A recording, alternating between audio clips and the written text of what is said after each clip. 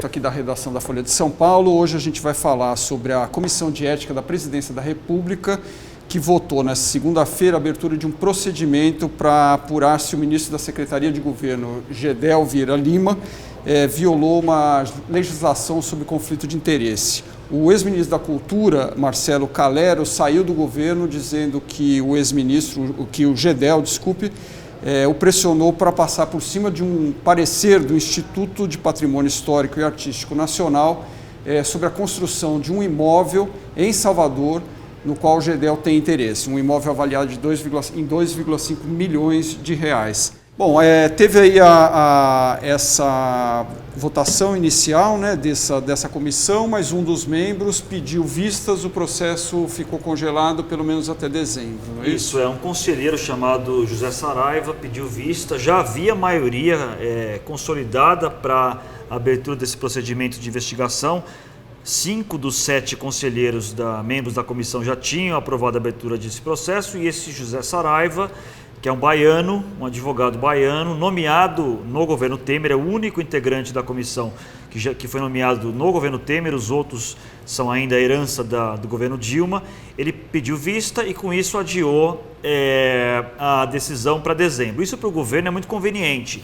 A estratégia do governo Temer é tentar empurrar com a barriga, torcer para o caso esfriar, para lá na frente conseguir salvar o ministro Gedel. Porque essa comissão ela é um órgão de assessoramento da Presidência da República e ela não tem muitos poderes, não é um órgão judicial, por exemplo, mas ela tem alguns poderes de constrangimento do governo, por exemplo. Ela pode recomendar a demissão de um ministro se achar que houve, por exemplo, um conflito de interesse, como parece ser o caso. Então, para o governo Temer, melhor notícia impossível.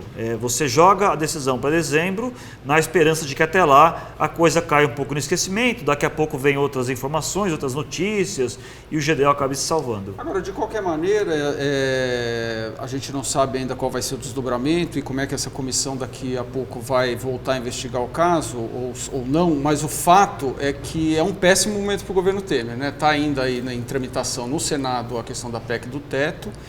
Tem todo o processo de eleição da presidência da Câmara, não é isso? E, por outro lado, a economia nessa situação de patinando ainda, né? É um momento ruim para o governo. Pior momento possível, porque, como você disse, esse final de ano é bastante movimentada a agenda legislativa. Movimentada e tensa, confusa. E o Gedel é o articulador político, é o ministro que faz a interlocução com deputados e senadores. Ele ocupa uma função estratégica, ele é um ex-deputado, inclusive, ele conhece muita gente lá, conhece o funcionamento da máquina legislativa muito bem. Nós temos a PEC do teto de gastos para ser votada no Senado, agora até dezembro. Nós temos a emenda da reforma da Previdência para ser enviada provavelmente na semana que vem pelo governo Temer, um assunto delicadíssimo. E temos ainda a eleição para a presidência da Câmara em fevereiro, com a base aliada ensaiando uma crise, porque o atual presidente Rodrigo Maia tenta viabilizar uma manobra jurídica que o permita se reeleger na presidência da Câmara, e isso desagrada a outras partes da base aliada, como o PSDB, o chamado Centrão, partidos médios, etc.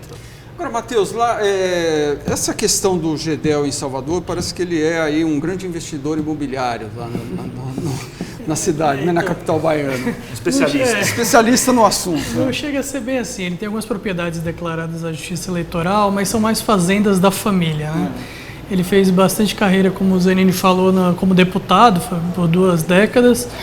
O patrimônio dele vem aumentando ao longo do tempo, praticamente dobrou de 2010 para 2014, quando ele se candidatou ao Senado e não venceu. Mas agora ele estava dando um passo maior aí, com um apartamento avaliado em 2,5 milhões de reais num dos locais mais valorizados de Salvador, ali na Ladeira da Barra. E curiosamente, você falou que ele é um grande investidor, um dos principais inimigos dele era o ACM, e o ACM lançou uma fita, naquela época era VHS, chamada Gedel vai às compras. Gedel vai às compras. Sim, e mostrando como ele distribuiu, inclusive, para deputados e no Congresso, mostrando como o Gedel teria enriquecido ilicitamente à frente de uma diretoria num cargo do Baneb, que era o Banco Estadual lá na Bahia, mostrando como ele tinha adquirido fazendas, enfim, diversas acusações que acabaram não dando em nada, mas essas propriedades do Gedel sempre tiveram aí em questão. E hoje o neto do ACM, São Antônio Carlos Magalhães, que já morreu, é o prefeito de Salvador, ACM Neto, que hoje é um grande aliado do Gedel. Sim. Veja sim. como é política. Porque o Gedel ele tem uma característica ali de se embrenhando onde tem um poder constituído. Então ele já foi da base, o pai dele já era da base carlista, depois brigou com a ACM, o próprio Gedel também integrava o governo, brigou com a base carlista, se aproximou do Jacques Wagner, permitiu que o Jacques Wagner ganhasse o governo em 2008 e acabasse com a hegemonia carlista no Estado, mas também, por outro lado, voltou a brigar com o PT em 2013 e se tornou opositor ao PT, principalmente do governo Dilma, onde ele tinha um certo poder ali, ele tinha mais poder com o Lula, mas com a Dilma ele acabou ficando um pouco alijado ali. Agora, bom, dos ministros do Michel Temer, né, 3 já caíram aí por suspeitas ou enrolados aí ou com a Lava Jato ou com outro tipo de investigação, né? Henrique Eduardo Alves, que foi o ministro do Turismo, Romero Jucá, Planejamento, e o Fabiano Silveira, da Transparência, Fiscalização e Controle. O ministro da Cultura sai atirando num outro ministro, que é coração ali do governo. E para completar o quadro, né, do que a gente já falou aí da PEC, da eleição na Câmara e da economia patinando, a gente tem a delação do Odebrecht. Isso. Que deve jogar mais areia nessa engrenagem que está meio emperrada. Exato. É um fim de ano, como eu disse, bastante tenso, porque além de tudo isso que a gente já discutiu aqui, a Odebrecht está para formalizar o seu acordo de delação com a Lava Jato, talvez já essa semana. E aí está aberta a temporada da fuzilaria, né? A Odebrecht promete essa delação, que são dezenas de executivos dessa maior empreiteira do Brasil, promete atingir diversos partidos e certamente vai respingar no governo Temer bastante. Então, naturalmente, já haveria uma instabilidade política muito grande nesse final. O Gedel era alguém, ainda né, continua ministro, com quem o Temer conta para tentar estabilizar o barco.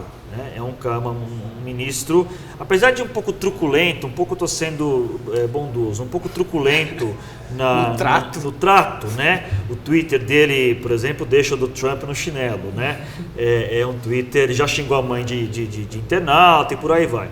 Mas apesar dessa truculência natural, da personalidade um pouco assertiva do ministro Gedel, ele é muito habilidoso, politicamente ele é muito habilidoso, ele conhece muita gente, ele conhece os deputados, ele sabe ouvir, ele sabe levar pleitos, ele faz o meio de campo, que era uma coisa que se reclamava muito no PT, especialmente no governo da Dilma, menos no governo Lula, mas muito no governo da Dilma, quer dizer, os articuladores políticos não ouviam, não recebiam o deputado, não faziam o trabalho de leve-trás. O que é leve-trás? É pegar a demanda paroquial do deputado, tentar levar para o ministro ou para o órgão correspondente para tentar resolver, mesmo que não consiga, só o gesto de tentar é muito apreciado pelos deputados, senadores. O Gedel faz isso muito bem, E vale lembrar também das mensagens que vazaram, que foram apreendidas da OAS.